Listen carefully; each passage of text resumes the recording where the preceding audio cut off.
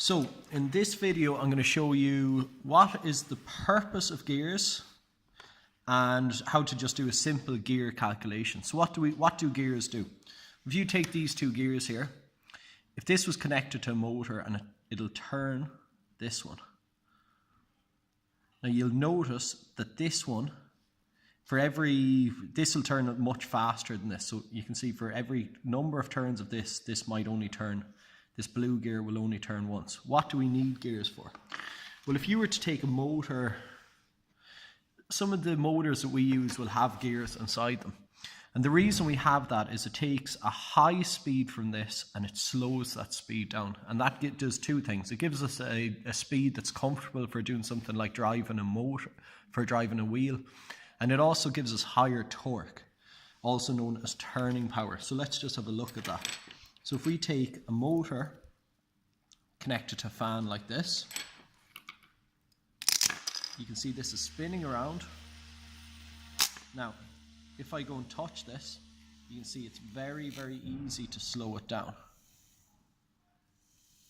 Now, if we take this gear that just got hit out of the way, you'll see that if I connect up these 2 points here,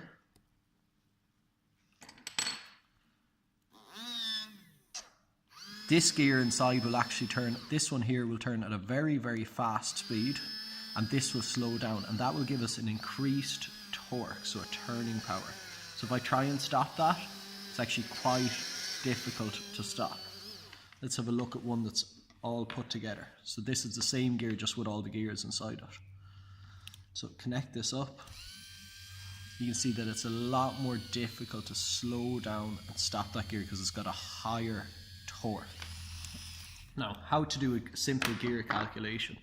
So, if I take these two gears here, one small one and one big one, and put them side by side.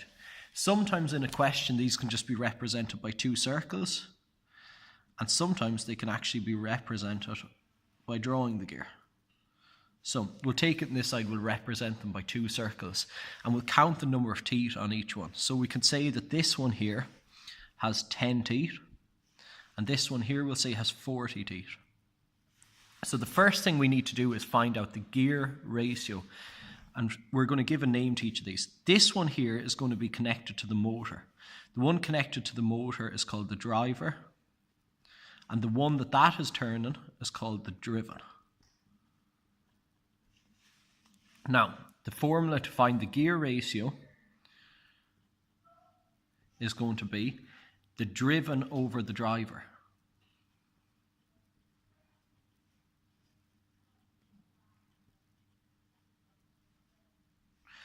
So what we do is we take 40 and put over 10. Let's break that fraction down further. That gives us 4 over 1. Or if you want to put it like this, 4 is to 1. What does that mean? That means for every 4 turns of this one is going to go 1 time. Now the next thing I'm going to show you is how do we work out, if we had a speed of 80 RPM. RPM means that's turning 80 times in 1 minute, and we want to find the speed of that in 1 minute. So this one here is going to go slower. So the formula you're going to use is take your gear ratio. So let's see. Put speed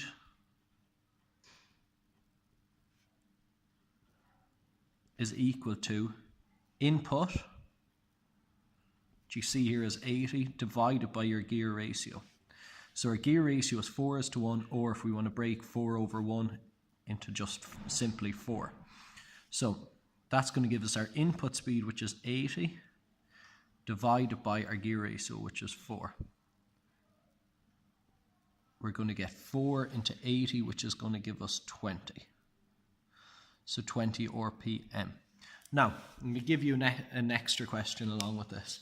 So sometimes you'll see a thing called an idler gear. So let's look at the direction of these two gears. If I was to turn this direction, you can see this will turn clockwise, this will turn the opposite direction. Well, what if we want them two gears to move in the exact same direction? what we do is we throw in a third gear called an idler gear. Now the thing about the idler gear does not affect the speed at all. It does not affect the speed or the gear ratio of the two outside ones. So say if I was to take this similar to my previous question, if this was going to have 10 teeth,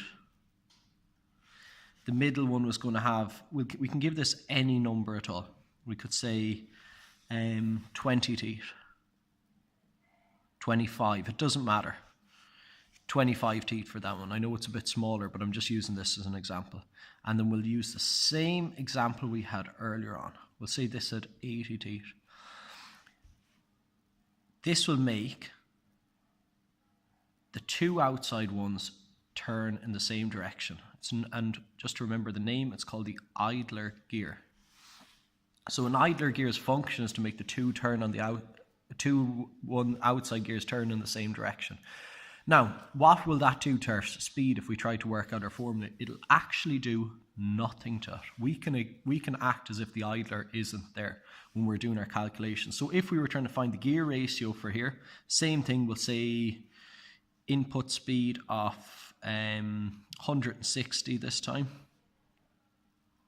What's the output speed here? The gear ratio will be 80 over 10 driven over driver, which will give us 8. And then we're going to take, we'll find our output is going to, so that's the speed of this gear here, is going to equal to our input divided by our gear ratio. So that will be 160